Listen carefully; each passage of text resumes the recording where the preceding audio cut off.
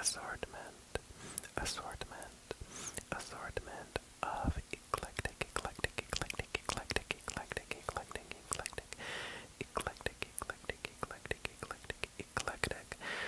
ASMR. Hi. Tonight, oh, actually, you can see the pothos has gotten, the station, the propagation station has kind of moved down, like it's been cut down to one pothos, that sort of vine that's going up right there because, because of a few changes that you'll see with this setup going forward. But you'll see one right off my shoulder here is my alocasia, my new alocasia, reginae. I'll figure out what the name is for it here in just a second. Literally, that was like a complete disaster, because this alocasia that I have right here, which is kind of new, it's been sitting in the kitchen, like on our dining room table for maybe like 2 or 3 weeks, 2 weeks, something like that now. Maybe it has been 3 weeks. Anyway, beside the point, I just tried to bring it down to check its name, and it is an Alocasia reginae, Reginae, or Reginae. I'm not sure, like how to pronounce that, but it's Latin, so who knows, other than like the Pope. But anyway, and so yeah, I brought it down, and it's in a nested pot, so like, or I guess pot in pot, where I have it, like it's for drainage purposes, where like it's in the blue decorative pot, and then it's also in a nursery pot within the blue decorative pot, for watering purposes. But anyway, I watered it today, and it turns out it's not fully drained, and the decorative pot also has a drainage system, like it's got a little hole in the bottom, and then a built-in tray kind of thing, and it spilled, and then I got water on me, and then I got water on the floor, and now it is resting on, you can't see it, it's resting on a rag, because the wood of my dressers does not respond well to water. So, where was I going with this? Oh, right, just that you're going to be seeing changes with the setup. I don't even know where my brain was going, but anyway, rambling, middle of the night, kinda stuff. But tonight, I have got a video that I'm quite excited to be filming, because it's kind of like bringing something full circle-ish, kind of. So, if you have been watching for a while, and when I say a while, I really mean like about a month, because I've been at this since, well, actually it's close to 2 months. Wow. Anyway, time goes too fast. But close to 2 months. I think I started uploading on like November 11th or something like that. So maybe a little less than 2 months, like a month and a half. But the one of the first videos that I uploaded, that is like, I call it my comeback, but really, I didn't. I had 3 videos out from before, so I'm calling it a comeback to flatter myself. But anyway, yes, when I first started filming, I really wanted to do a tribute to Matt's ASMR, bedtime lofi ASMR, and that has turned into something that I've been doing like very consistently. Probably about 50% of the videos that I put out are the like bedtime lo-fi ASMR style, and another 50% are like either the Apple mic or the Razer mic at either my desk or on like this setup where you're on my bed. But one of the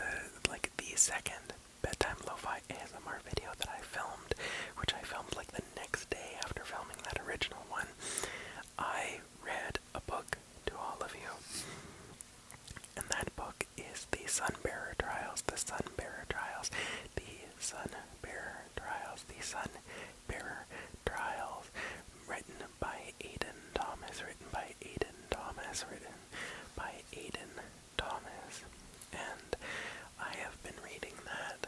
Generally, I get through a book in about a month, so I'm not doing quite as good as I usually do, but small victories. I finished a book, and that's what matters.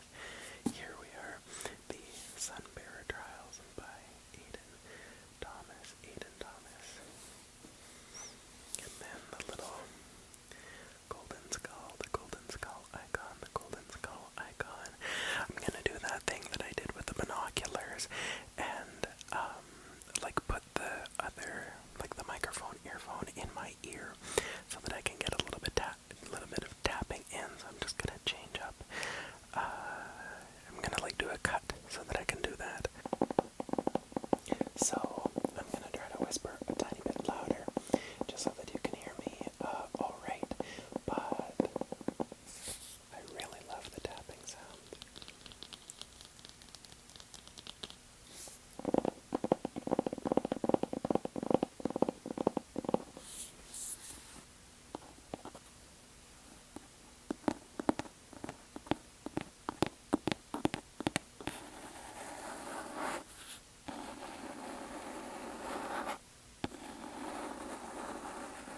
This is just really relaxing.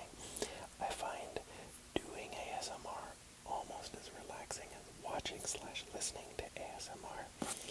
I don't know if any of you watching make ASMR and are an avid consumer of ASMR. Is that like a real thing? Like, is it not really calming and comforting to make ASMR? I don't know. Maybe it's just a me thing. Which is also funny because I don't get tingles, or like I don't watch my own videos. It's generally like the sounds, or like if I do an inaudible video, then like during the editing process I kind of get that sleepy feeling, but like not very often.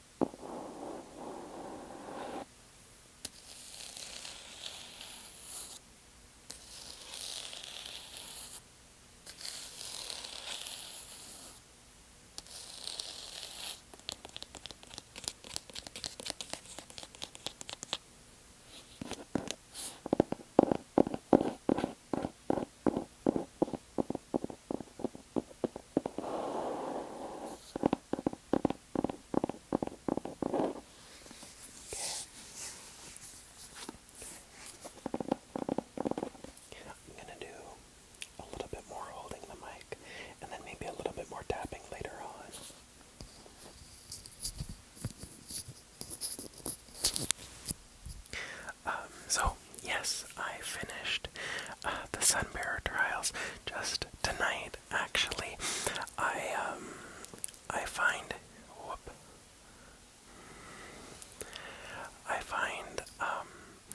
very often that if I've got, like, let's see, there we go.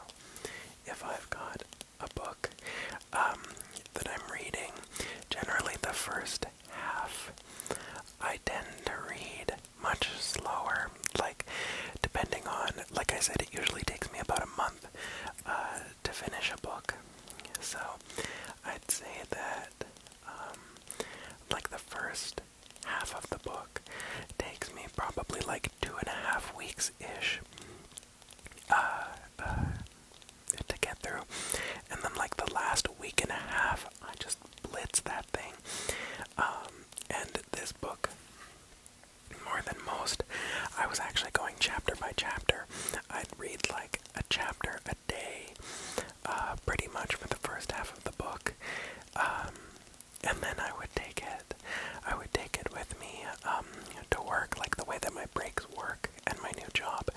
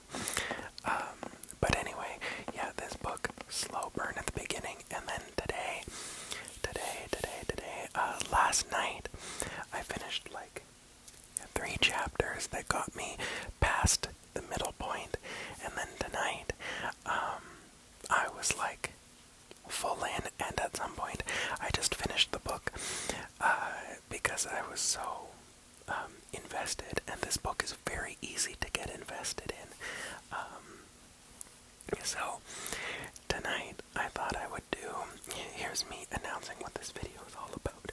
Like, whatever, 10 minutes in or 12 minutes in. But I thought I could do a little book review. Like I said, it kind of comes full circle. I read the first chapter with you all, and now I get to do like a little miniature review about the book. I know my content recently has skewed very book focused, but I promise I've got everything like figured out. Yeah, but anyway, like I try to offer variety, and then I get like hyper focused on one thing, and then I'm like, I'm gonna do that with a book, and then I'm gonna do that. I'm gonna do the book recommendations. I'm gonna do a review of the Sunbearer Trials. But anyway, I'm probably gonna put off my second part of my book recommendations video just to kind of like space out the content just a little bit, just a little bit, just a little bit. Anyway, so the Sunbearer Trials, this will be a spoiler-free review. If any of you want spoilers, look it up or go read it, because this book, you should get it. That comes with a few different little qualifiers. A, you have to like fantasy. You have to like fantasy. You have to like fantasy. This is a completely, like, Aiden Thomas has written a very lush and fantastical world with a surprising amount of history that's not terribly overwhelming. The other thing that you need to know going into this is that this is very much a young adult book. This is a book meant for probably ages.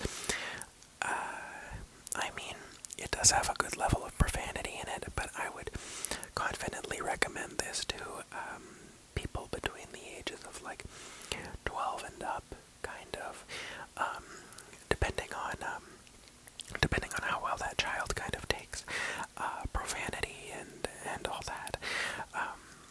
But honestly, it is a young adult book, and I think that in the very beginning it shows that off the most, probably out of any other part of the book.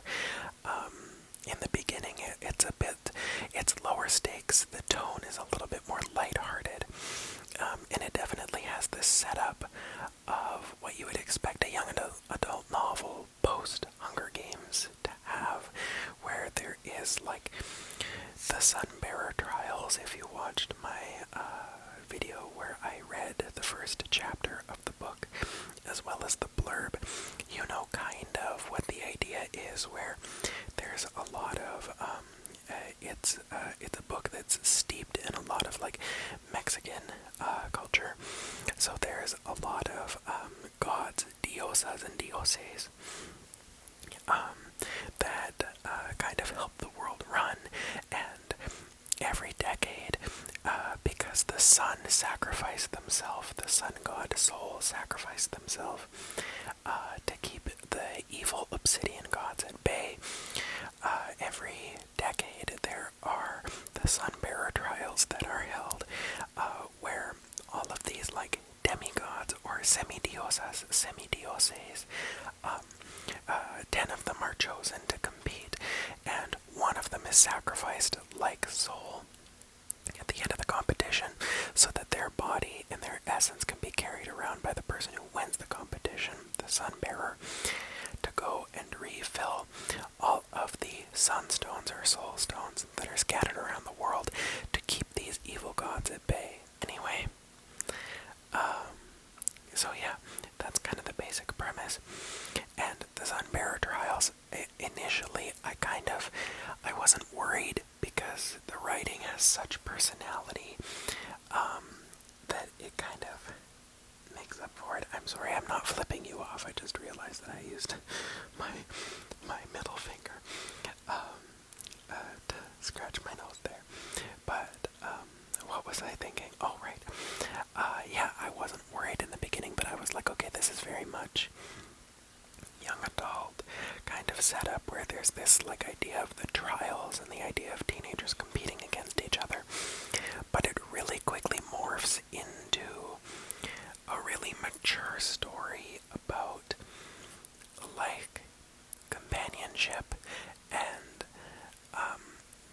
pressures that society places on young people. The pressures that society places on young people. This book does have very explicit and rich LGBTQ themes of all all colors, really. The main character, Tio, is trans. The one of the other sort of main supporting characters, Shio, is also trans. Nia, I believe, which is kind of like the third, I guess, main character slash the second supporting character to Tio. Nia is sort of heavily implied to be either like bisexual or pansexual, something like that. The god Soul, who sacrificed their soul and their body, uses they them pronouns, and often at times there's, I think, one instance, unless I misread, that her pronouns were used for the god Soul, and there is one instance where I think he, him pronouns are used. Again, unless I'm misreading something. One of the other sort of supporting characters, Ocello, uses they them pronouns as well. There are a ton of LGBTQ themes. Oh, one of the characters in the book, who's also like a reporter kind of character, uses he him pronouns, but dresses very gender ambiguously, very androgynous. So if you are looking for a book, either for yourself or for your child, that has a lot of just well-established representation of LGBTQ people, with the plus at the end of that acronym being heavily emphasized, which does not often happen, because the publishing industry, the book industry, I'd say, is very skewed toward more gay, cisgendered male representation, which is good representation. And many of the books that I've read have fantastic representation, where gay, cisgendered males are the main characters. But this book, fantastic in terms of representation. It gets 20 out of 10, honestly. And just like the way that it's treated as such an accepted and normal part of society, fantastic. Absolutely wonderful. Absolutely wonderful. So pick it up based on that alone. Pick it up based on the fact that Tio, there's Tio, is legitimately one of the best main characters that I have read in literature. I'm not being hyperbolic with that. Hyperbolic is a really good trigger word. Hyperbolic. Tio is such a compelling main character, such an interesting character, incredibly relatable. Tio, in the first chapter, I think, the first chapter really sums him up as a character really, really well. But seeing the journey that he goes on and the maturity that he gains is really encouraging, and it's without losing the sort of essential parts of him that you see in that first chapter. He is very fun to see the world through.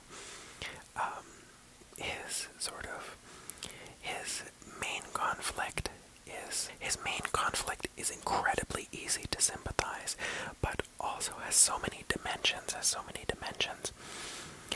and like the lesson that he kind of learns in that along the way is really well communicated, and I think is well communicated for somebody who's 25 years old.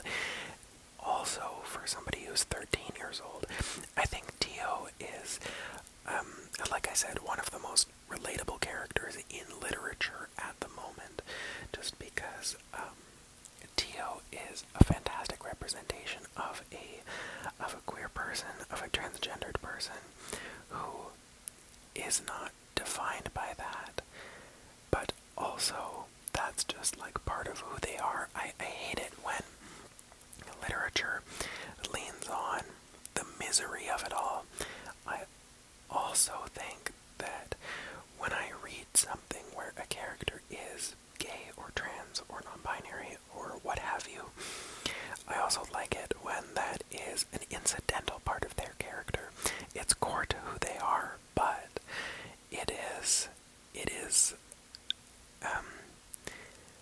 I don't know, like, it's how I view my sexuality in a way, where it's like my sexuality and my identity is a core part of who I am, and I'm incredibly proud of it, but it's also incidental to me.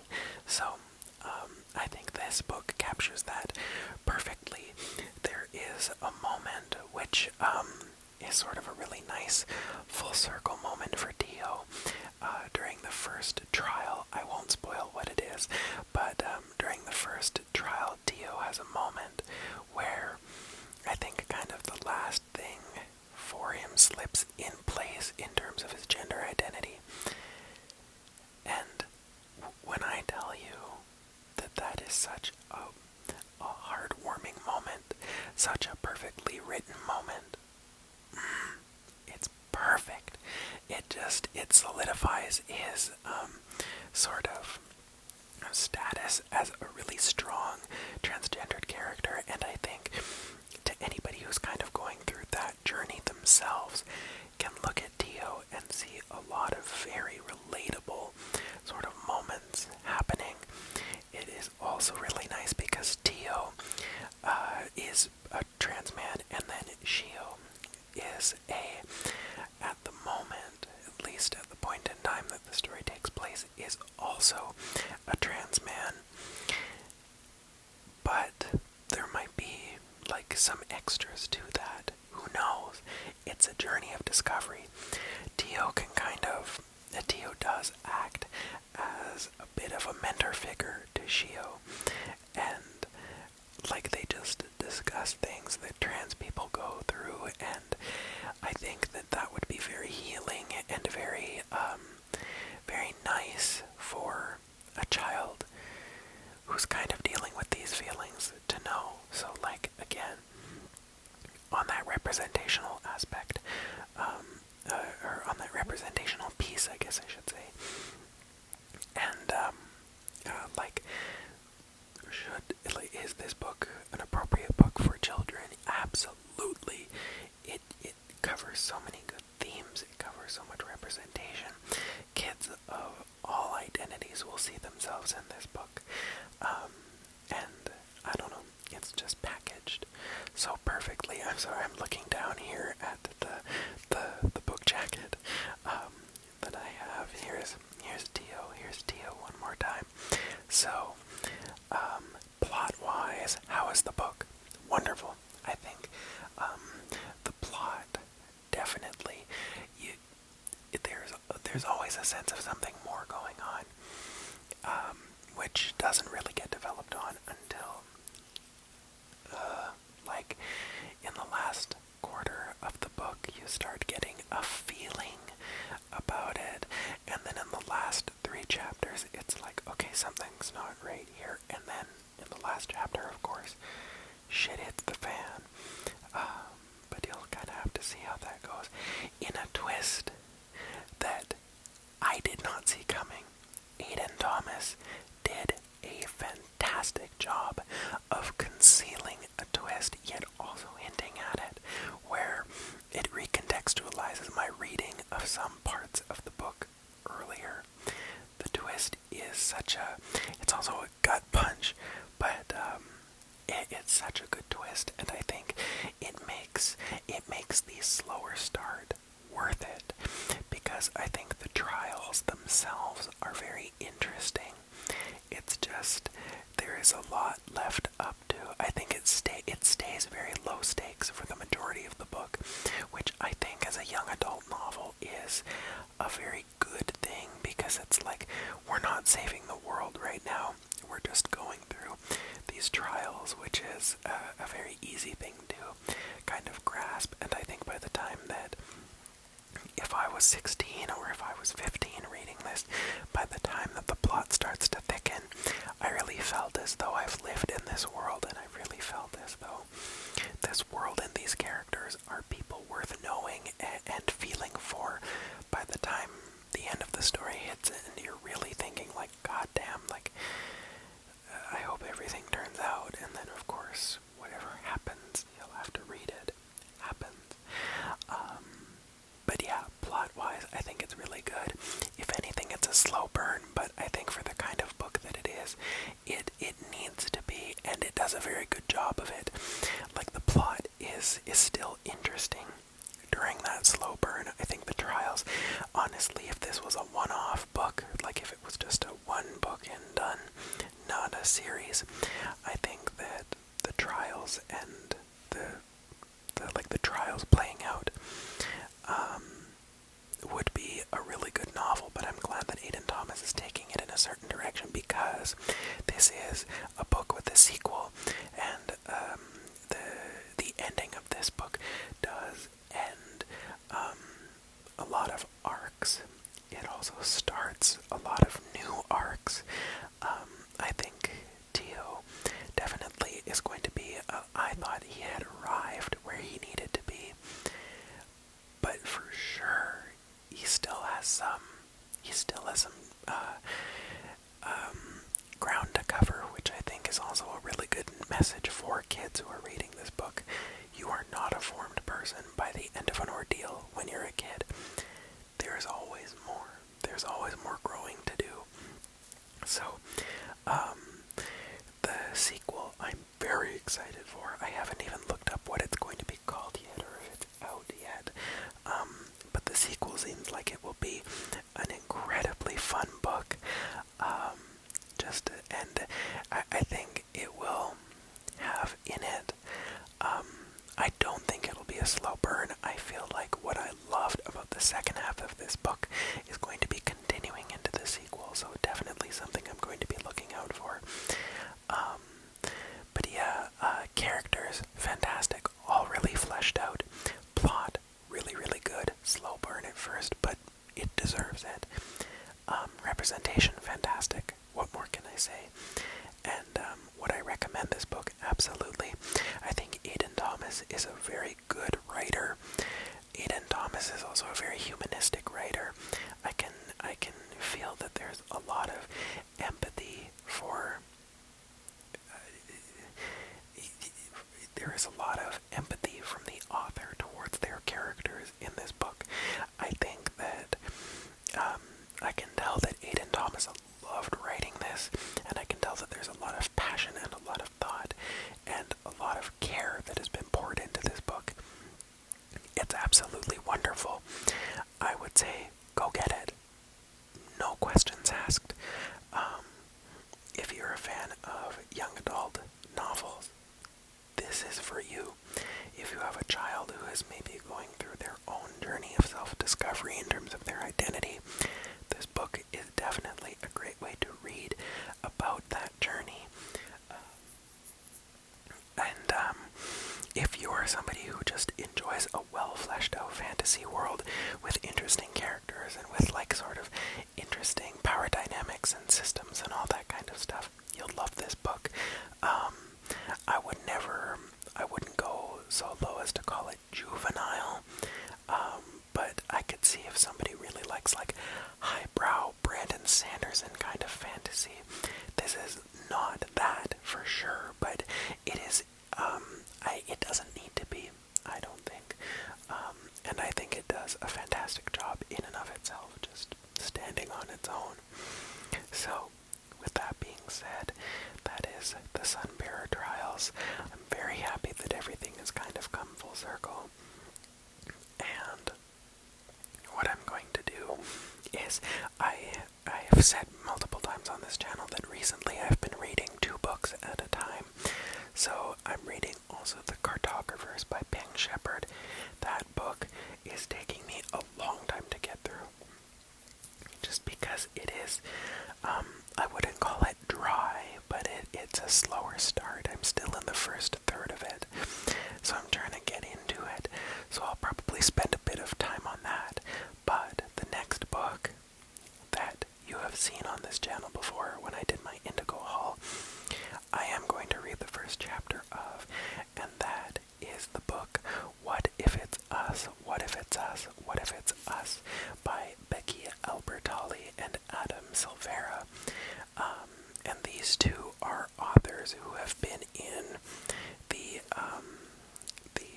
space of LGBTQ representational books and I believe young adult fiction, but I think that this is not young adult fiction. It is just like an adult novel, not like explicit, but like ages 18. Well, all ages, but it's not a young adult novel. There we go. Whatever you call an adult novel, not a young adult novel. What if it's us? What if it's us? What if it's us? And I will read the first chapter of What If It's Us on probably another bedtime lo-fi ASMR video. But stay tuned, I guess. I've never said that before. But like I've always said, I appreciate all of you so much. Thank you for watching. Thank you for subscribing.